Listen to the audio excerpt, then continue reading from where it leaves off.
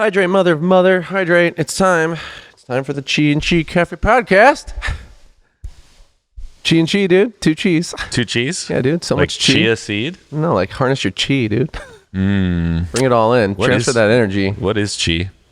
Chi, dude. It's energy, bro. Spelled K-I, but said chi.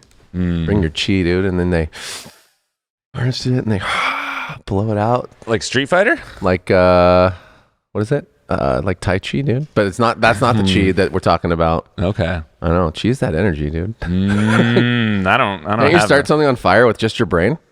I've tried to move objects with my mind before.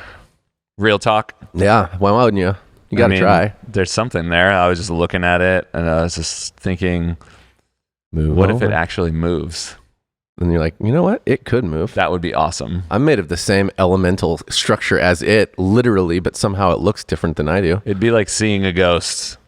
You think you might be scared, but really you'd be like, yes. You'd be like, did it. be like, that's cool, man. That's cool, dude. Like, hey, you stay over there and I'll just be right here. That's cool, man. Today's Monday, the 29th in real time, month of September, which means tomorrow, Tuesday, September 30th, is the 9-year anniversary from when we opened our first store on 36th and Portola. Happy birthday to us. To us. In the morning tomorrow. And you'll listen to this like a week or two later. Maybe a week Let's later. Sing it in your head for us. Yeah. Maybe if nothing drops, we drop it sooner. Maybe we could drop stuff all over the place. We just drop it like it's... We did it. Anniversary time. We did it, guys. 9 years of having a team. Yes. 10 years of being... 10 years of the podcast is what that actually means. Well, we were actually selling...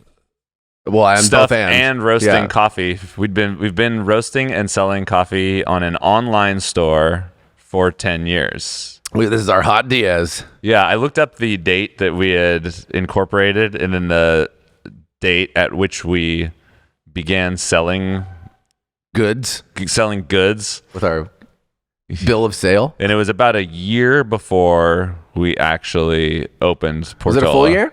It was a little less. Pretty close. Maybe a little more then, actually. It's hard to remember exactly when. I mean, I guess we could technically go back to the first timestamp. Well, no, we can't because we got rid of some of those original ones. I think we have our first Instagram posts. Oh, that one, yes, but not our first podcast ever would have been like from the car. Oh, that. Yeah, you know what I'm saying? Like, we don't have some of those firsts. Did we launch that officially, or did we not launch until we were in the studio with I don't think Patrick we launched Melroy? until we were in the studio. That was more of just we're experimenting. Yeah. We're driving around, being goofballs. We were just trying to be... Doing stuff. Trying to share, dude. Trying to share with the world. Scrolling backwards through Instagram is really interesting. It's like a shot back into time. There is... What was the thinking? What was the doing? There are some really interesting things in here. Maybe I'll just start at the beginning. I'm going to go all the way back to the first I'm going to go all the way back to the first post, which is me and you at Dune with the chalkboard. Yeah. That was May 18th, and that was a podcast. 2015. So that'd be more than 10 years. Officially. And it was like, hey, guess what? These are the pictures so you can associate the cat in the cloud with the cat in the cloud.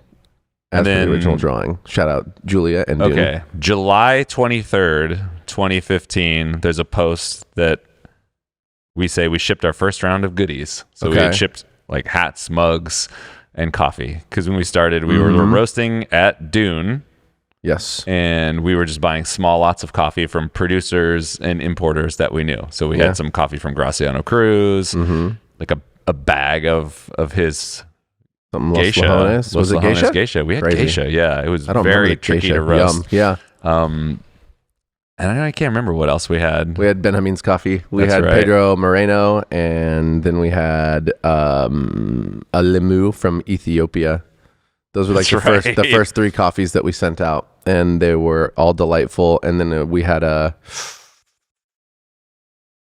after that. We had so those are the 3. So yeah, Benjamin, Graciano, and the limu was from Red Fox, I believe. Sounds about right. Because we moved from that Do they do a lot of Ethiopian coffees? I can't remember. They definitely do Ethiopian coffees. Great. A lot of I think it's like contextual for show, but because then we moved into that coffee from Nariño, which was one of my favorite coffees that I've. Well, I mean, it's also because it was really good, and the other thing is when we're buying such a little amount of coffee, you can afford to buy expensive and nice coffees only, which was cool. It was pre the blend, so we were just like buying bangers. Yeah, and we weren't trying to make any money. It's like if we were able to break even, that was great. If we were, it was proof of concept so that we get a business loan. That was a big part of it, right? It was like show that we can sell some stuff and prove that we're able. So podcast plus sales were helpful. Yeah, and I think everybody just wanted to do something to get started. Yeah. Because when we went to ultimately get our business loan, I don't know if they cared so much about that. It was cool to be able to show off the website and the brand, but the biggest thing was, hey, do you guys have any money? Well, but don't you remember you and I had to write a whole thing showing because we didn't have any money and Charles did. So we actually had to write in, and it was helpful that we could show all this stuff because because we didn't have monetary value, we had to show that we were worth the money of the business, quote, like as talent. We wrote a whole. We each had a blurb, and then we had to showcase. That was part of showcasing our blurb. We had a personal pitch deck of our history in coffee and what we were doing and our expertise. Yeah, the banks wanted it. And at the end of the day, they still wouldn't give us the money without Chuck owning the majority share of the company. Yeah, which is a kind of a fun, quirky story. Yeah, something I don't recommend anybody doing, but we did it because we were comfortable. But we also had a side agreement written down too. Yeah, which probably wouldn't hold up anywhere if like push came to shove. Not on the not with the banks at least. Right. But yeah. Yeah. So Chuck had more assets to be able to back the loan. So I can't remember what it was. What was the ownership percentage as originally structured for the banks? I think it was 70 30. 70. Yeah, 70, so 15, like 70, 15. 15, 15. That was what the banks felt comfortable with to give us our SBA loan. And then like Jared said, collateral basically. Yeah, we had another agreement between the three of us that says we are going to be even Stevens, and at some point we're going to fix this. And we did several years later. We like 6 years in, 5-6 years, rectified the ownership shares back to evens. Which is a complicated thing to do as well, but you have to. We did it. We did it by way of building a business. We did it with our peeps, and there were tax implications, and I was grounded. And there still are, guys, and there still are. There are still tax implications. Oh yeah, I see a picture of Wilford Lamastis on here because we definitely had. We got a little bit of Alita. At the very, very beginning, but even then, that was like when he started getting to the baller stuff. He wouldn't give us the bangers anymore because we weren't in that echelon no mo. Yeah, which is like someone's gonna pay a lot of money for like a really famous lot of coffee, and I totally get that. But we did have a run of it. It was delightful. I feel like that coffee was from Nariño, had like Delgado in it, and it was real happy. Delgado? Mm-hmm. We were roasting on a Gießen. Roasting on a Gießen, which was actually a lot of fun. It was we had not too dissimilar. All roasters kind of can be not too dissimilar. It's like a traditional flame over drum roaster. It felt more similar to the San Franciscan than the Probat did, honestly, because of the way you could adjust airflow and all that stuff. It had some technology in it. Yeah, and like the Limu Seca. Coffee was yummy. We submitted it to roast ratings. That's crazy. It scored well. Goodness gracious, dude.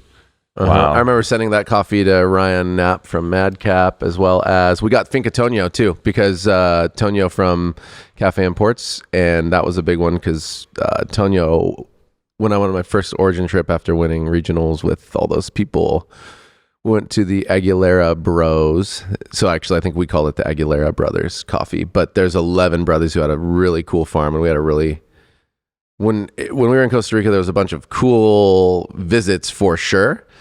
A lot of the farms that we visited were doing really, really well. And I think the Aguilera Bros aren't, at the time, were still doing pretty well. They're selling a lot of coffee, but it was really awesome because we all got down there and they had a soccer field down next to their mill and their house and whatever was going on there. So we ended up playing soccer, which was really cool. Yeah, I remember that story. And so getting a coffee from them was always a want. I think we got a little bit at Verve, but it was, it wasn't a high priority. So at the time, which makes sense when you have to buy a lot of coffee.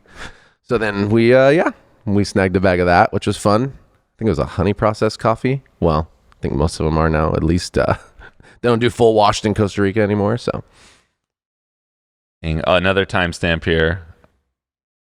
July 6th, I see the first instance of us posting about the answer. Yeah, because we had to come up with our blend. Flagship blend. We launched it on the website on July 6th, 2016. Okay. So the answer is what we use for all of our milk-based espresso beverages in our stores. It's also on tap all the time. What date was that? July 6th, 2016. Okay, so July 6th, 2016. The answer comes into existence. Right.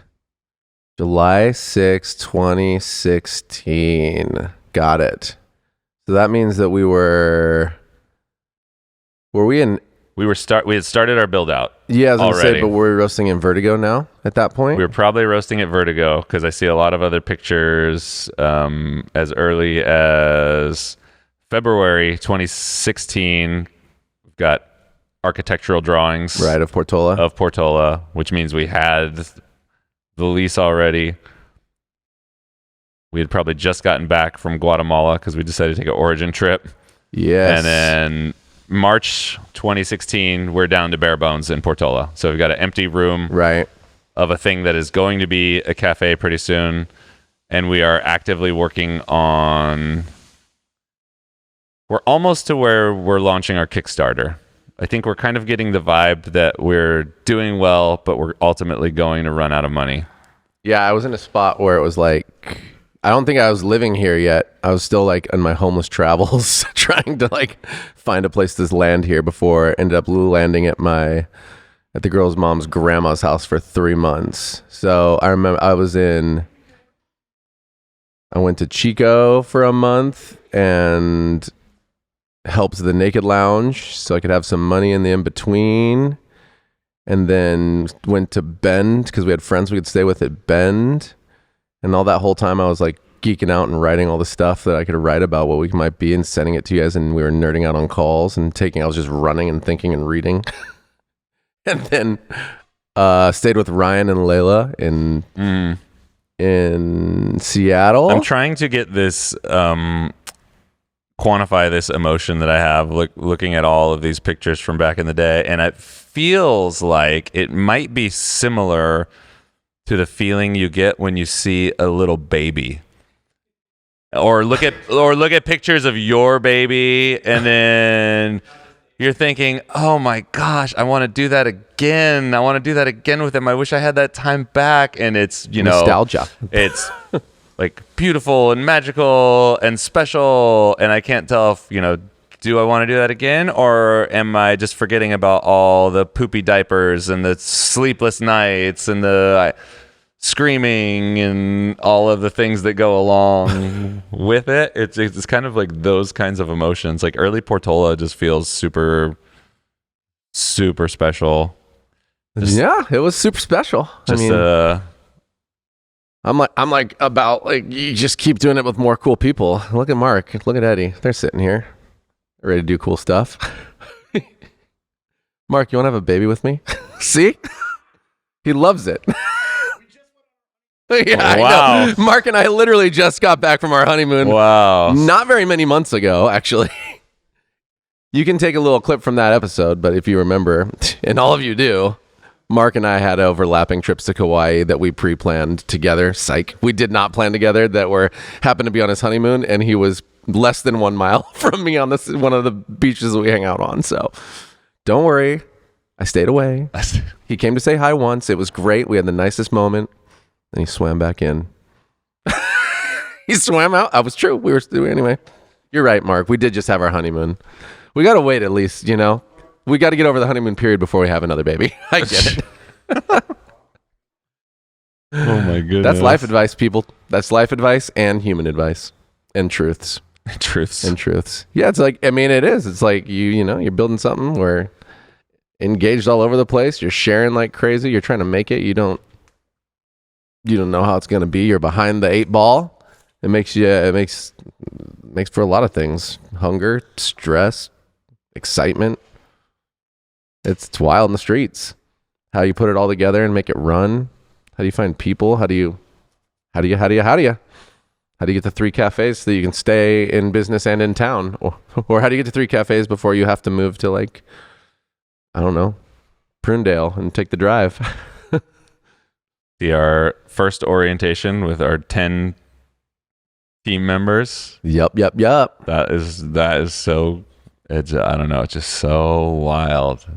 Yeah.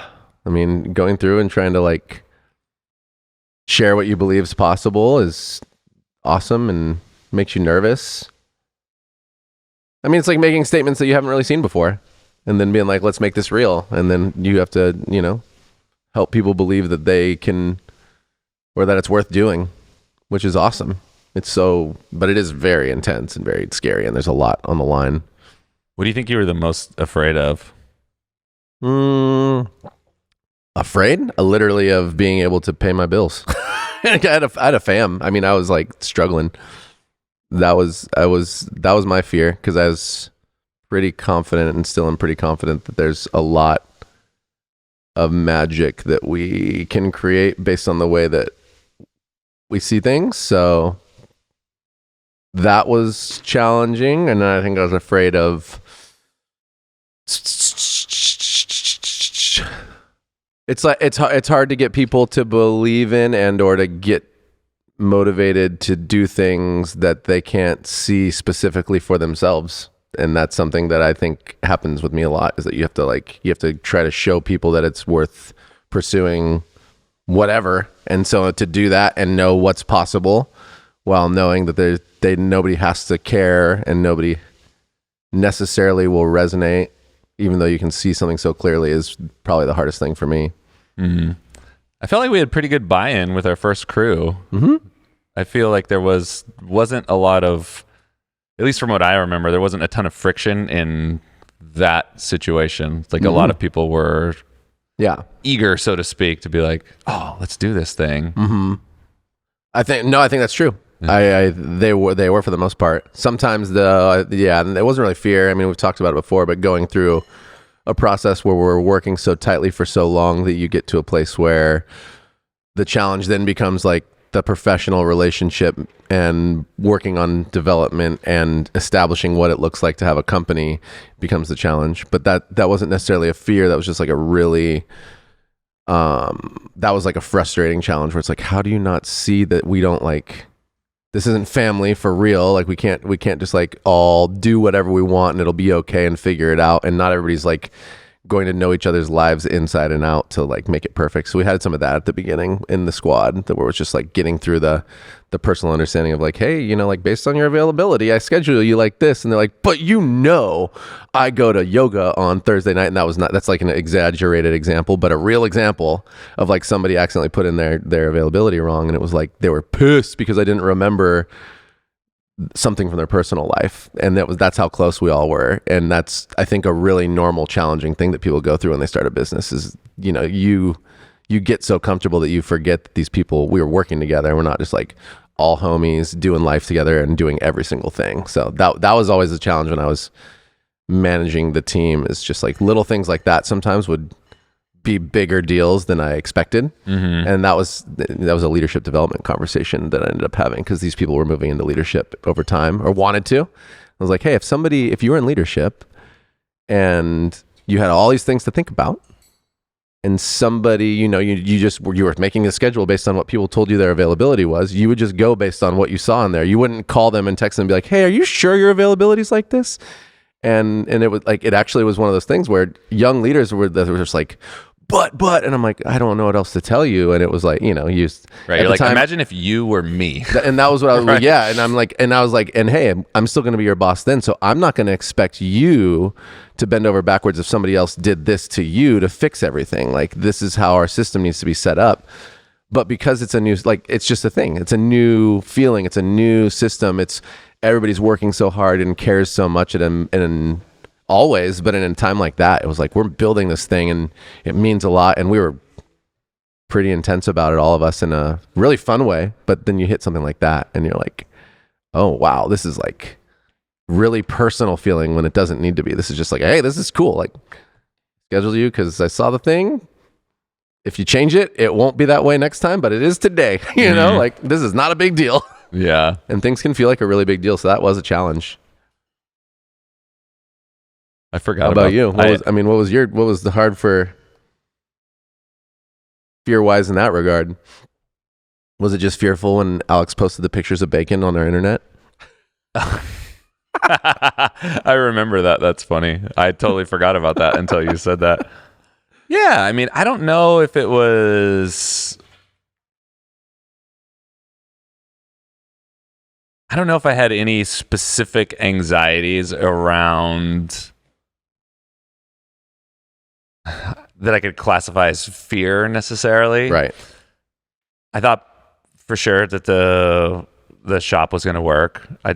I felt pretty confident that people would come. I felt pretty confident that we had a decent team to start it with. I think like the hardest things for me, like being in the roastery was really probably the most challenging time there because we were all in the cafe all the time. And then you took the lead on leading the cafe, and then I had originally taken the lead on running the roastery. So we weren't roasting a lot of coffee, but we were roasting coffee, you know, bagging, shipping for the web store, and supplying the cafe. And it's like, you know, comparatively such a small operation. But then once we started bringing in other people to work, it was just like, okay, teaching people how to roast coffee and then keeping the QC and the energy in the right place felt very like daunting.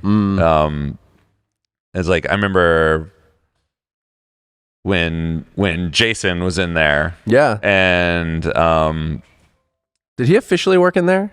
Yeah. He did for a little bit, right? He was splitting. He was doing cafe and that's right. He was in there, and then it was like Jason and Nick. Yeah. Remember Nick? They're both really awesome, and Nick still does coffee. Is it called coffee. Juno? It was. I mean, I haven't talked to him for years. I was just saw he has a child now. Oh yeah? Oh yeah. Nice. Congrats. Yeah, he's doing great. Anyway, keep going. Yeah, I'll find him. I think because I really don't like anything you might call managing people.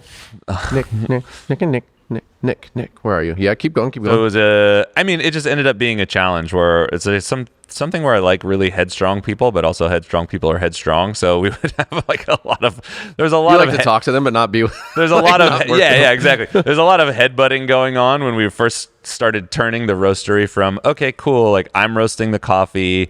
I have a lot of flexibility. I lived right around the corner from the shop, so it was really easy for me to come in the evening and roast, and it was a lot of work, but there's something also about it that was very peaceful and kind of, you know, zen-like. Yeah. And I didn't have my daughter yet, so it wasn't like free time felt just like free time. Like, this is what I'm doing. It's not a big deal. And then transitioning into having a team and turning it into an operation, like operationalizing it and saying like, okay, cool. This has to get done at this time. Right. These are the curves we need. Here's how web orders work. This is when they need to go out. We need to arrange for pickups. We need to set up our shipping. We need to set up our things. Yeah. And for the most part, mostly everything got done, but in ways that weren't fully aligned with how we should have done them. So there was definitely some like weird tasting coffee for a little bit. We mitigated that pretty quickly. And then a lot of it had to do with like cleanliness, process flow, where it's like the coffee was getting roasted finally and getting in there, but everything else just was kind of a complete train wreck. And I was just like, and like the space was really small. Space is small. Space is small for sure. In some ways, it was really fun to work in right next door to the cafe. So our first cafe is about 1,300 square feet. And at the end of the seating bar, you can look in this big magical window, and the roastery was right there. Now it's just some extra guest seating, and we split it in half. What used to be the roastery is half back of house, half little inside-outside guest area. Right. Like, it's really cool to have the roastery there. It's not super functional as a roastery, No. It was necessary and cute is what it was. Yeah. Guys, we didn't even roast next door. We roasted inside. We roasted inside, and like by the time we moved out, if you look at pictures, like the roastery spilling into the front and back parking lots, and it's we just have pictures of Jen Swen on top of pallets of coffee that we had to slide inside there. Remember we got a storage unit down the street, and we're putting our coffee in there, and we're wheeling it back and forth like a 2-block walk. Block and a half. Oh yeah, we had a little cart that we would walk down and basically a wheelbarrow. We had our storage there for little events we were doing. Yeah, it was a whole thing. Yeah, I thought that was really fun. So there was like some leadership frustrations, but overall, I think I kind of enjoyed that time. I like things that are new and interesting because I think as things go on, they like the quirkiness tends to go away. Yeah. So it's like there's a lot of things that exist from that era that just don't exist anymore, and they're like tiny little details that I like in businesses. Yeah, like I like our cups, for example. It's like our friend like Sean was hand making us all of our ceramics. He could have been balling. I mean, he's great. He just didn't want to. He's an incredible artist. Yeah. And it's the espresso cups or flat white cups. Yeah, they were just. It was classic artist stuff where it's like really beautiful. We'd make an order, it would be late, and we'd never know exactly what we were going to get. And every cup would be interesting and different. We get an order that's, purple and white, and then we'd get one that's got cat and cloud and gold foil over like this speckled like eggshell thing. And then we'd get full color, crazy prints. It looks like it has... If it was a screen print, it would have like 15 screens. Like, that was cool. Like, what's going on? And then we had this cool hexagonal pattern on our bar top, and he made the coasters to match like perfect size with those patterns. So if you're putting drinks out on the bar, you could line them up perfectly with one of the hexagons, and it would just be like this whole little seamless thing. And it's just there's still pieces of those in the rebuilt bar because it was they were all wood and getting seeped and falling apart. But we kept the top and put it inlaid it into the Corian. So there's some throwback. But the whole thing being like that. So fun. I thought it was just like I really like that stuff. Like those are the things that I crave when I go into to businesses. Like I want to see the things that I won't see anywhere else. Yeah. And I think they're awesome. And I also understand why they don't work for us at the scale that we're at. If you take something just like espresso cups or demi cups, it's like, well, they could if somebody was willing to make them. I mean, that's kind of the thing, right? Nobody's willing to make them anymore. At least in consistency. Because that was what Sean got busier. I feel like, and whatever, I'm not in charge of his life, but he started taking on other accounts and businesses, and I think he didn't like that as much as he liked what you're saying, which is like creating the art and like delivering them to people. He loves creating the art and delivering it to people, and he probably loved doing it for us, but everybody else probably got in his brain. Sean loves to do work on his own terms. Yeah. And I really enjoy that about him. Yeah. And sometimes it also makes him a little interesting to deal with. Right. Like, I feel like I understand that and I can work around that. It's a little harder when you're not the one managing all of those vendor relationships. Yeah. When you have a team leader that's in charge of ordering merch and cafe wares, and that team leader has 1,000 other things going on, and they mostly need to know that the cups are going to show up on time, they're going to have what they need, and the cost. It's like, I mean, there are other artists who make espresso cups, I'm sure, like we could do it. It's, you don't see very many. Are we going to, well, you don't see very many because I think a lot of people are in the same they break a zone lot. That we're in. It's like, how much can I reasonably afford to pay for this thing to have it on my bar, breakage and theft? Well, and people steal them like crazy if they're nice too. It's just, you have to be really committed to doing that. Yeah. And it just hasn't been a part of our story right now. Yeah. And I totally understand why. And it's even though you have less money, it's easier to take care of those things when you're small. You have one location, a team with 10 people. Everybody's really plugged in. You have less breakage. You have less theft. You have just less scale. There's less hanging on the line for that. Yeah. And I think those things are cool. Yeah. I think the other thing that I enjoy from that era is the just direct connection from brain to action. Where it's like, oh, I want to make a t-shirt. Cool, let's just make a t-shirt. Right. I'll make the t-shirt. I'm not a great artist or anything, but it was like, Yeah. cool, we'll do it. Boom, boom, boom. Right. This is our t-shirt. Yeah. Don't have to talk to anybody about it. Don't have to You just get to make it. Yeah. Yeah, you just get to make it. And I Yeah. think there's something fun and energizing about that. And again, I totally understand that that's not one of those things that like scales. Like I couldn't walk in tomorrow and say like, I'm making this t-shirt and ordering 300 of them. It's like, there's a plan that's happening, right? Yeah. There's like we might be able to. We might be able to figure that out if it was like a real passion. But yeah. I'm sure I could Yeah. I could wiggle my way in there and be like, we're doing this. Look at this exciting t-shirt I have right now. I'm very excited about it. my Let's put it out. shirt. I mean, you made a tamper, so I think we could figure out how to do that too. Yeah, but the tamper's like its own product. It's not really It's a t-shirt. It's not really Wear one right now. the tamper doesn't have to conform to any of the things that we need merch to conform with in terms of it's like because it is a tool. It doesn't have to meet a margin Oh, because it's not it's not a high sales thing. It's like it's just something we sold that it's its own product. You know what I mean? Like Art Presso makes it. Right. I work with them on the specs. It's like super detail oriented. Right. And then we shove it in the mix. And it just it's got one size. Make multiple sizes. I mean, maybe it's just like it just feels. Yeah, I mean, maybe I could. I'm like, cool. I made this shirt. Do we want to buy it? Right. Yeah. If people want to buy it, that's where I'm at in my world. I'm like, if anybody wants to buy it, we could. Because essentially we sold the tampers to Cat and Cloud to resell. Yeah, totally. Right. So it's like, right. That's like I see. It's like we bought something to resell. Almost like we bought green coffee or something like that. Exactly. Yeah. I mean, I guess technically we're buying shirts too. It's just like they're just pre-printed. Yeah, but we design them. It's a different vendor style. Yeah. I don't know. Yeah, I don't know. It's just, it feels like you want to make a shirt, bro? Let's make a shirt. Chuck wants to live in Vegas. Let's get him to Vegas, dude. He doesn't actually want to live in Vegas, by the way. On it. That actually might go. We could make a shirt that is a little bit of a comic of Herman making the Chuck, but having Chuck still go to Veda for the Chuck. That'll be the shirt. And I think I think what I'm describing isn't unique to us. You know what I'm saying? I think that it happens in probably most organizations where it's like the smaller anything is, the more of a direct brain connection you have with like the founders or the people who started it. And then the bigger you get, you still want to have this strong directorial vision from the founders or your leaders, but there's less of A plus B equals C. Mm-hmm. Well, yeah. You want people to be able to have their own creative expression.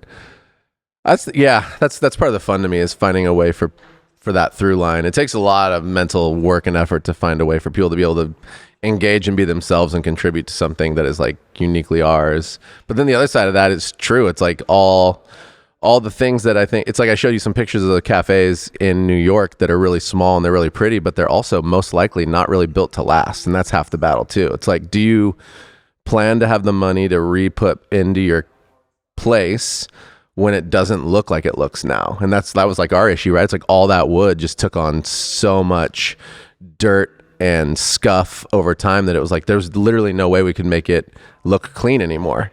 And that's, I think, a thing that people, that's the challenge of that part, right? It's like either you need to plan to like continue to plus the show and make it really pretty, or what happens is like you are shiny and new and you're exciting, and then it's still really awesome, but then over time you're going to keep your regulars and you're going to get less and less new people unless your hospitality is really amazing and or you keep up on the place, because they'll come in, they'll be like, this place is dirty, it's not put together, they don't take care of it, right? And there's no way around that. So that is for sure a challenge with stuff like this. It's like, do you want a budget to continue to put unique, which I think is still awesome and we could probably do in ways, but put unique things that maybe don't last forever and like continue to rebuild it, or do you do things like we end up doing, which is, you take some of those things out and you put something like Corian that can look nice but starts to fit like a little bit more of what would be maybe fit into a mainstream sort of feeling, because that's what at the time people are trying to find something that is nice looking, and then they obviously follow trends, and the internet gets you like, oh cool, get something kind of like this, and then everybody's got something kind of like that, which we see a lot of right now. Anthropology 100%. of coffee is the new nice cafe, And then now like the new one on top of that is trying to find the ones that kind of look Japanese and inspired from that Korean inspired thing looks really cool. And they are really cool and they're unique. And some of those, I think, I mean, those can work anywhere. But anyway, I hear you. That's a weird thing. But small, I mean, then there's also that. It's like you could stay small and continue to have the full-on influence and connection to it if you want to be in it, making everything all the time.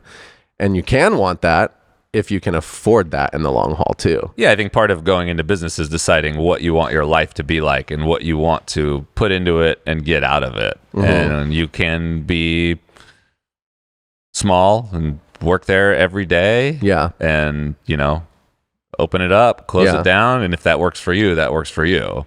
Yeah. And if you want more scale, more autonomy, like that's a different path too. Yeah. And they both have positives and negatives, and what's better for you. Yeah. Figure that one out. Well, yeah, I think regardless, that's going to change over time for anybody. I think that's one of the things. It's like it's a high volume business.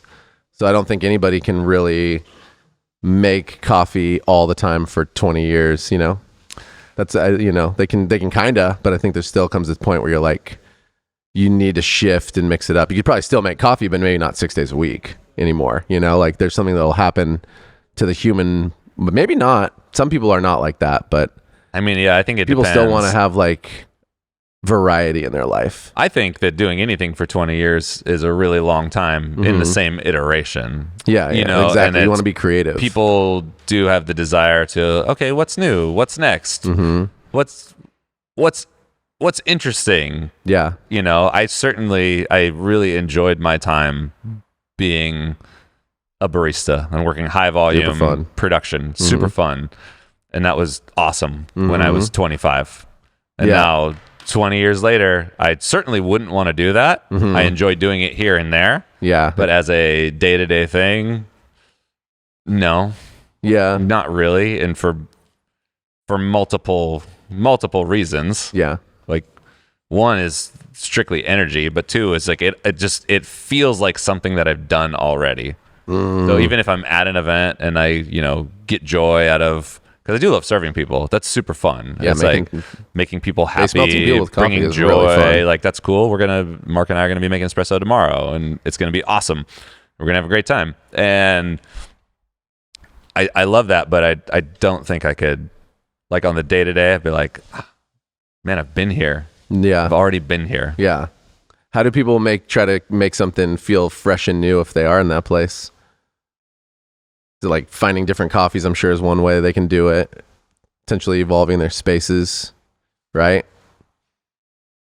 Because that is people's, that's a little bit of the reality is if you open a shop for some people, there's some form, that's I think some form of the whole thing, I guess, is right. Recognizing exactly that everybody's going to want to evolve. Like we're made to create, we're made to express. So if you've expressed something, there's going to continue to be like an evolution of expression and understanding and growth as an individual. And I think that might be something that people who are listening, you should think about in terms of the scope of whatever you're trying to do. If you're a barista, if you're a potential owner, if you want to have a shop, like you have to recognize that there's something beyond opening that shop.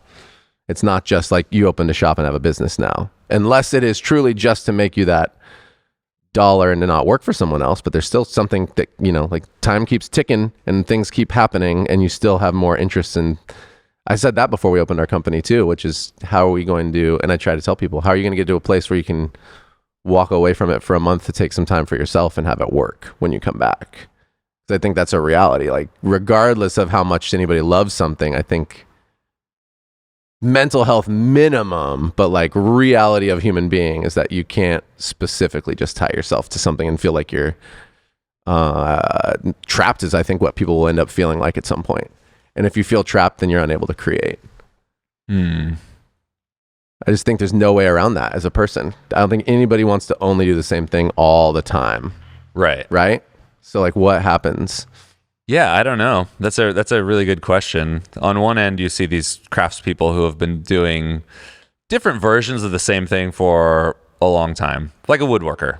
Like a high-end wood, not right. But that's new every time, maybe, right? Yeah, that's what I'm saying. It's like you have a craft that you're executing on, and you have these new and interesting challenges within that craft, and then how good your life is basically based around how good you are at your craft, how good you are at building relationships, and how good your clientele is. Right. Because if you get interesting projects, then life is interesting. If you get boring and mundane projects, life is boring. Right. And in our world, it's interesting because coffee, what we do in coffee, it's a high volume, low touch time situation where it's like if you're a woodworker, my dad's a woodworker, so we'd work on stuff for months at a time, like doing a house full of custom cabinets. You've got a lot of time with this person. There's like a very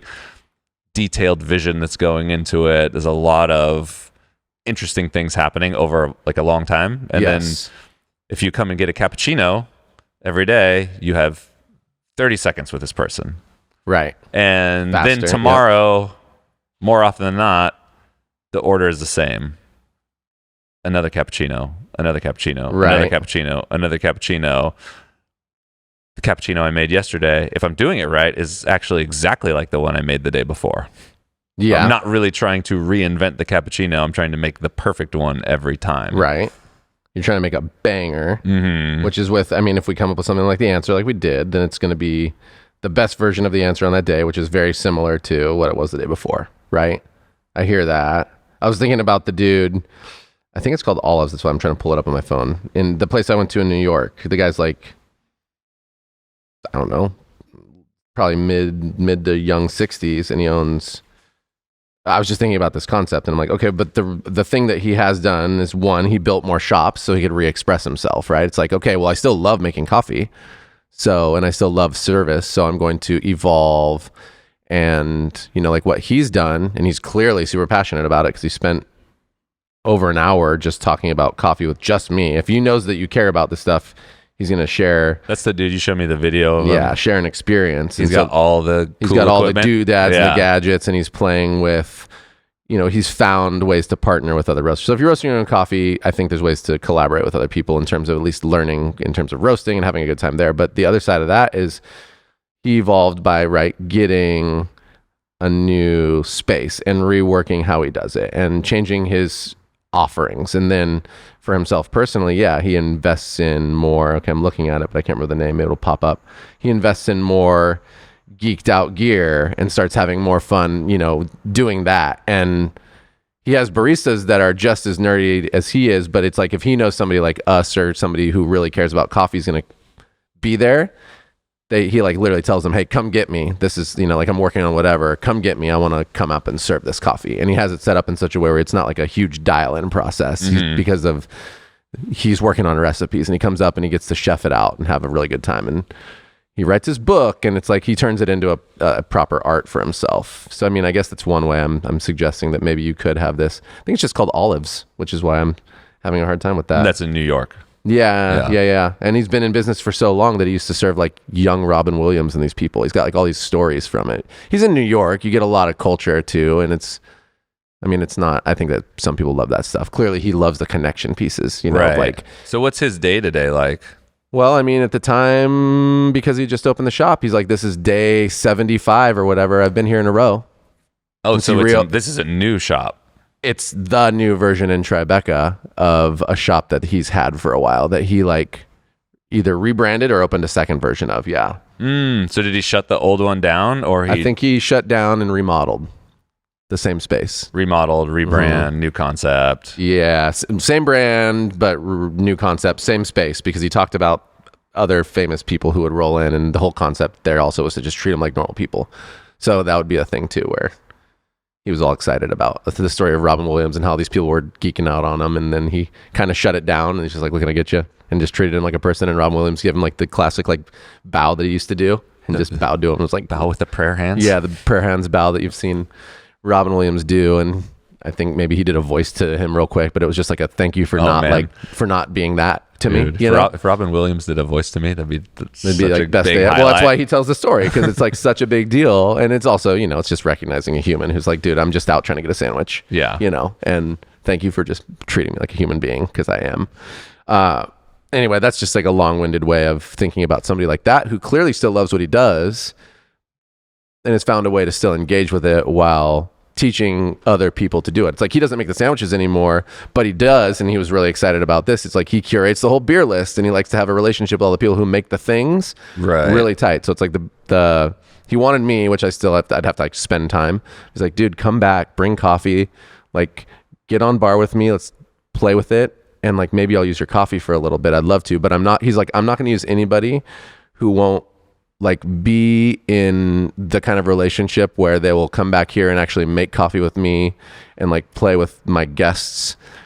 And in the same way, he's like, I got a great price on this cold line for this beer. And he's like all excited about how perfect it is. And it's his whole reason for that was that whoever he found the person who was going to be the best.